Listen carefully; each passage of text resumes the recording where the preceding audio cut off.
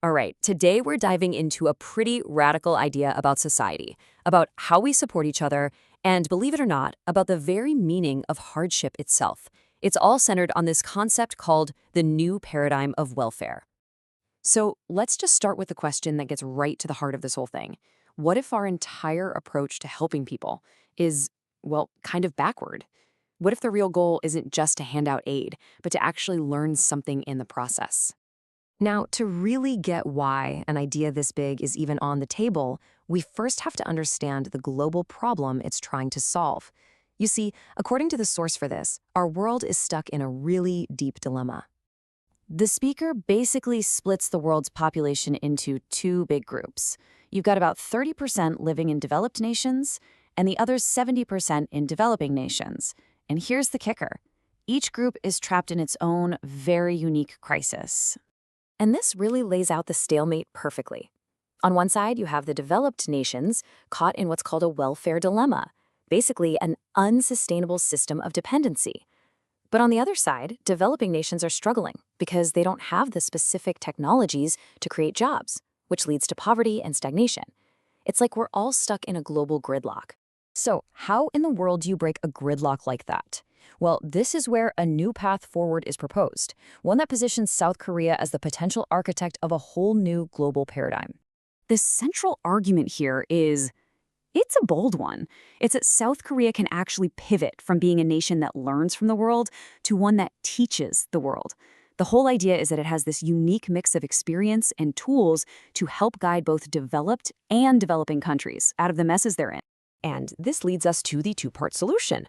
For the developing nations, the key is to share specific industrial technologies. The source calls them 3D tech for dirty, dangerous, and difficult industries. Think of the really foundational stuff like manufacturing and construction that you need to build a self-sufficient economy. But for the developed nations, the solution isn't technology at all. It's a whole new philosophy to completely rethink welfare itself. And this is where the idea gets really, really radical. It asks us to completely redefine what it means to struggle and what it actually means to help someone. This quote is really the cornerstone of the whole philosophy. The thinking here is that suffering isn't just random bad luck. It doesn't just happen to you, it might be happening for you. It's like a signal, a lesson that's just waiting to be understood. And this just lays out the shift so clearly. We're meant to move from seeing hardship as some tragic, random event to seeing it as a meaningful chance to grow, to awaken. The person who's actually going through it holds the key to some kind of wisdom that the rest of us just don't have. Think about that old saying for a second. It's used here to completely flip our idea of who should be taking the initiative. In the old way of thinking, resources are supposed to flow to the person in need. But in this new model, it's the person who wants to help, who is actually thirsty for knowledge, and they have to be the one to go out and find the well, the person with the lived experience. Okay, this right here is the absolute crucial point. A complete 180 on the roles we play. The person who visits someone in need is no longer a helper giving charity from above. Nope. They're a student. And the person going through a tough time is no longer a passive recipient. They become a teacher, offering lessons you literally can't get anywhere else. This changes the whole meaning of financial aid. It's not a handout. It's framed as tuition. You're basically paying for the incredible education you're receiving by learning from someone's direct experience with a real-life problem. This completely preserves the dignity of the person getting the support because it turns them into an educator. So, what does this actually look like in the real world? How does this philosophy give a new mission to every single person in society? Well, the argument is that the path we're on now is basically a dead end. We're risking a future where the whole point of the younger generation's work is just to prop up an ever-growing population of dependents, leaving no room for real progress or, personal fulfillment. This new paradigm gives everybody a productive and dignified role to play. The elderly?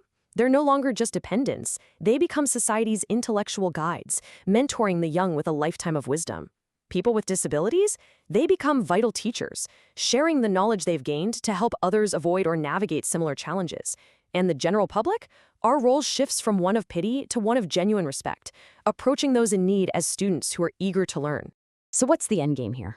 It's a society where nobody is ever considered useless. Everyone has a purpose, a real contribution to make. And by breaking that cycle of dependency, people can find genuine meaning in their lives, which hopefully leads to a healthier, more balanced society for everyone.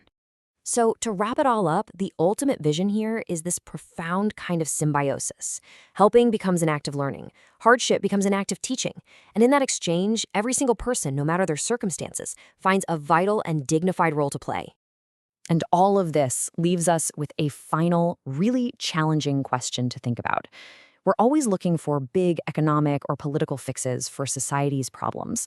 But what if the answer is somewhere deeper?